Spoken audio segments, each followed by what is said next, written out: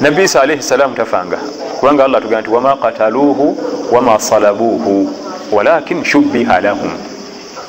Obujulizo bwenkukunala Allah yagambye tebamutta tebamubamba ku musalaba wabula befaananyirizibwa okuba nti bamusse. Owekitiibwa Ibn Kathir annyonnyola ebigambo ebyaliwo wakati awo mukutwa nabbi Isa alayhi salam okulowooza nti bamutta. Ono munne gwe bayitanga Yahudha al Askariya, abaganda bamwita Yuda omwesikaliyooti, naye ffe mu bitabo byaffe ebya tafsiri mwali ayitibwa Yahudha. Yahudha linnya lya bannaddiini, mu Luganda bamwita Yuda. Yahudha ono mutwale nga bwolaba w'ekitiibwa Abubakar Siddiq radiyallahu anhu eri Nabi Muhammad sallallahu alaihi wasallam, si yali taanuwe? Kakati Yahudha yali taanuwa Nabi Isa alayhi salam, nga ne bw'osaddaaka amagujja atasobola muvaamu. Nga bwolaba Abubakar Siddiq radiyallahu anhu bwe yali ku mukama we tight marking, ne Yahudha bwe yalinga. Era Yahudha yatwalibwa wabula nga kyamanyikwa kubanga Nabbi Isa yabagamba kikumi nani ayinza okwewaayo bamukoleko byebaagala okunkolako Allah mwijana. Yahudha n'alonda akafaako yeeronda era yawanika omukono ti nze ndi redde. Ekibuzo yakibuuza enfunda 3 mu lutula lwe baalimu nga Yahudha yalonda yawanika eka ti nze ndi redde bankoleko byonna byebaagala okukolako Allah mpejjana. Yahudha al Askariya yatwalibwa kiswa mpanvu,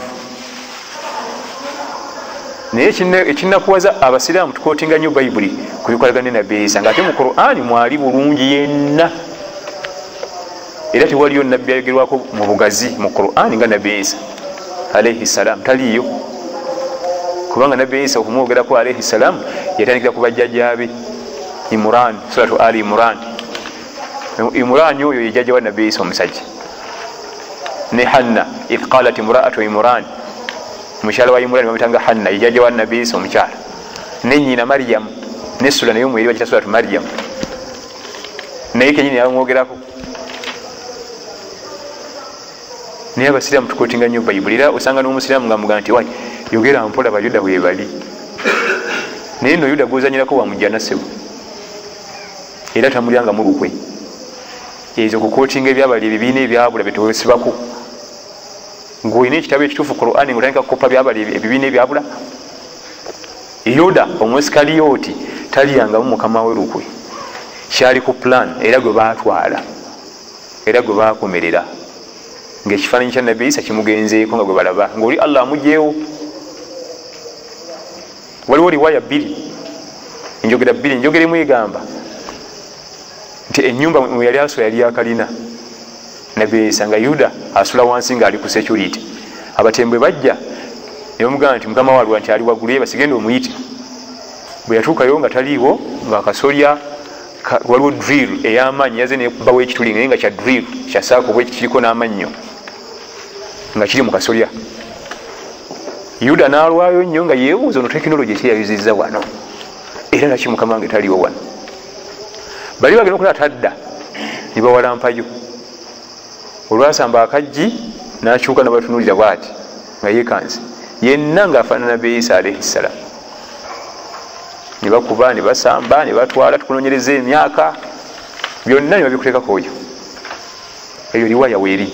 Waliwo riwaya endala ebigambo ebimu byeboogera byali bituufu, nga ogamba nti yali nnyo mu bajjiro kubanga abayizi babasinga bali babazzi, kate bo ne bamuwayiriza mbu yabbako n'embaawo. Yabba embaawo yali avuga ne kawudde ne bayisikolo. Ekituufu kiri nti abayizi abasinga bali babazzi era naye yabajjako alayhi salam. Kati olw'okuba nti bali bamuyigga nga ddalasa zirina kubaawo kiro, naye jjukira baasibye babajja bakoowu nga balina okusumagira n'okwebaka. Ekyo kyalingawo. Kati bagamba riwaya endala nti bamukima mu ddalasa mwennyini yali yasomesanga ekiro abantu ne beebaka kubanga bakooye, ye n'asigala ng'asomesa. Azuukuka yagatta ku ddalasa, azuukuka yagatta ku ddalasa. Naye olwo yasomesa abantu bonna ne beebaka, naye ne yeebaka. N'akimibwa bamalayika ne bamutwala nga banne bebase kati bagenda okuddamu okuzuukuka bwe bati nga abasirikale bazedda bakutte Nabbi Isa bamutwala naye nga taliiwo yagiddwawo dda. Allah kyagamba nti walakin shubbiha lahum, bafaananyirizibwa.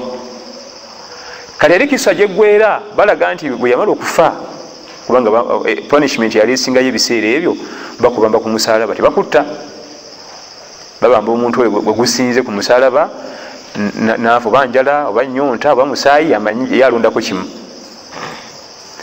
naye babirawo nga bakuuma paka omuntu lwafa wansi babirayo bakuumi. Bwe yafa ekifaananyi kiri nga missioni kikyaze okukola ewedde nekivaako,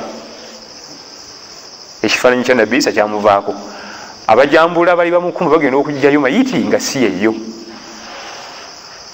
kwekuga nti omusajja twawanise mulala, lwaki tujjayo mulala? Kubanga basulawo ennaku awo olinaga nti batwebasa ekiro ne bajja ne bamubbayo ne bateekayo omulala nti nze sinebakako okuva bwe twajja wano sebaganga ku tulo ntunula emisana n'ekiro, toyinza kuŋŋamba nti waliwo yazze nga twebase n'ateekayo omulala. Ono si gwe twataddeyo. Oluvannyuma yabatabukako nga bamaze okugyayo mayiti nga gye bawanise endala bajjeyo ndala. Mu bantu bannabbi balina okusomako ekigazi ekiwanvu ennyo ye Nabbi Isa alayhi salam, kubanga bannabbi bonna yasingako emberebezi n'enkaayana ezitagambika.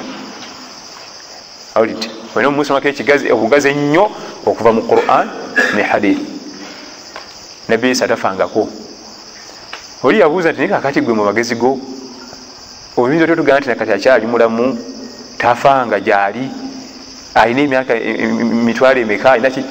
Ebyo Allah bimulema okukola? Oba yawanika eggulu eri mu bbanga tirivaayo kutugwira ati kulimpa gyeriwanirite, ekyo kimulema okukola ekyo? Bannatawhidi banyonyola nti emyaka gyaffe gitambula nga tuli wansi wa njuba, bwe tuva wansi w'enjuba nga giyimirira ate ye tali wansi wa njuba. Bwogamba nti bujajja wange bamuzika alina emyaka 6 kati alina 68, kisoboka? Bwe bamuzika alina 6 khalas yayimirira tegiddeyo kutambula. Emyaka egitambula tuli wano wansi wa njuba, bwe tuvaawo obanga olina obusobozi nga tuyagala emyaka gyo gitambule, genda obeere waggulu w'enjuba eyo, obeere waggulu wayo nga tekukubaako tekwakaako, khalas ogenda kupoozingira awo oba okisobola.